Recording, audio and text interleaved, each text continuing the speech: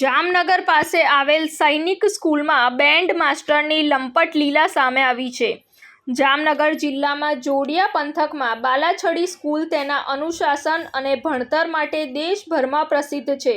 અહીં દૂર દૂરથી બાળકો રહીને ઉચ્ચ શિક્ષણ મેળવે છે, પરંતુ આ સૈનિક સ્કૂલને લાંછન લગાવતો કિસ્સો સામે આવ્યો છે, જેમાં સ્કૂલના બેન્ડ માસ્ટર મૂળ રાજસ્થાનના જોધપુરના પવનકુમાર જગદીશકુમાર ડાંગે દ્વારા સ્કૂલમાં રહી અભ્યાસ કરતા 12 વર્ષના બાળકો સાથે શારીરિક અડપલા કરવાનો કિસ્સો સામે આવતા સમગ્ર પંથકમાં ચકચાર મચી જવા પામી છે। હવસના ભૂખ્યા લંપટ બેન્ડ માસ્ટર દ્વારા બાળકો સાથે અજગતું વર્તન કરાયાનો મામલો પ્રિન્સિપાલ સુધી પહોંચ્યો હતો, જેની ગંભીર નોંધ પ્રિન્સિપાલ દ્વારા લેવાતા આખો મામલો જોડિયા પોલીસ સ્ટેશન પહોંચ્યો હતો અને ફરિયાદ નોંધવામાં આવી હતી।